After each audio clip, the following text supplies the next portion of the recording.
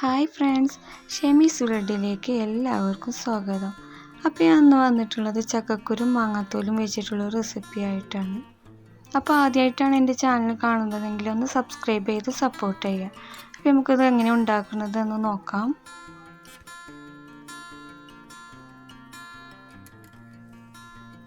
അപ്പോൾ ഇത് 1 മണിക്കൂർ മുന്നേ വെള്ളത്തിലിട്ട് വെച്ച മാങ്ങാത്തോലാണ്. ചെനച്ച മാങ്ങ ചെറിയ കഷ്ണങ്ങളാക്കി വെയിലത്തിട്ട് ഉണക്കുന്നതാണ്. അപ്പോൾ ഇത് കഴിഞ്ഞ വർഷം ഉണ്ടാക്കിയതാണ് കേട്ടോ.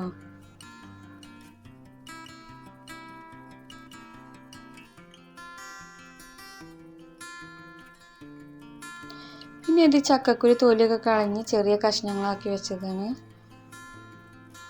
ഇതിലേക്ക് കുറച്ച് മസാലപ്പൊടികളൊക്കെ ഒന്ന് ചേർത്ത് കൊടുക്കാം.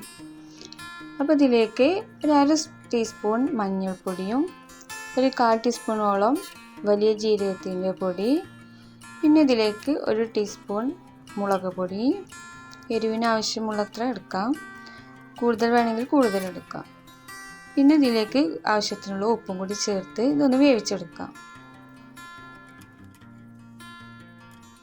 അപ്പോൾ അത് ഇവിടെ വെന്ത് വന്നിട്ടുണ്ട്. ഇനി ഇതിലേക്ക് മാങ്ങാത്തോൽ ചേർത്ത് കൊടുക്കാം.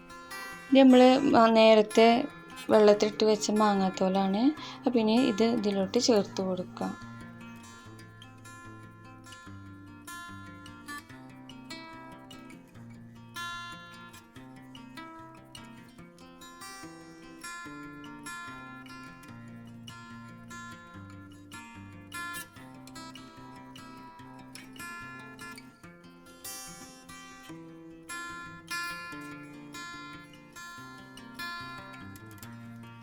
ഇതിന് കുറച്ച് വെള്ളത്തിൻ്റെ കമ്മിയുണ്ട്. അപ്പോൾ ഇതിലേക്ക് കുറച്ച് ചുടുവെള്ളം കൂടി ഒഴിച്ച് കൊടുക്കുക. എന്നിട്ട് ഒരു വിസിൽ വരുന്നത് വരെ ഒന്നുകൂടി വേവിച്ചെടുക്കുക. കുക്കറിലാണ് കേട്ടോ ഞാൻ അത് ഉണ്ടാക്കുന്നത്.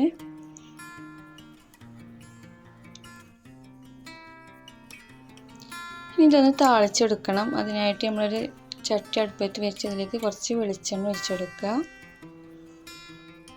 എണ്ണ ചൂടായിട്ട് അതിലേക്ക് ഉലുവ ചേർത്ത് കൊടുക്കാം. ഉലുവ പൊട്ടി വരുമ്പോൾ അതിലേക്ക് കടുകും കൂടി ചേർത്ത് കൊടുക്കുക.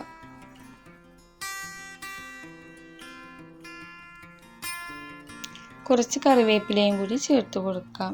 ഇനി അതിലോട്ട് വേവിച്ച് വെച്ച മാങ്ങാത്തോലും ചക്കക്കുരു ഇട്ട് കൊടുത്തിട്ടുണ്ട്. അത് നന്നായിട്ട് ഇളക്കുക.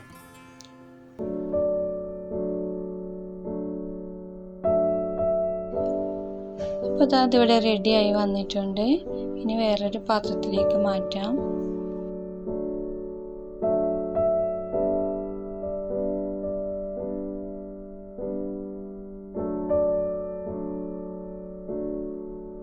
അപ്പോൾ എല്ലാവരും ഇതൊന്ന് ട്രൈ ചെയ്ത് നോക്കണം.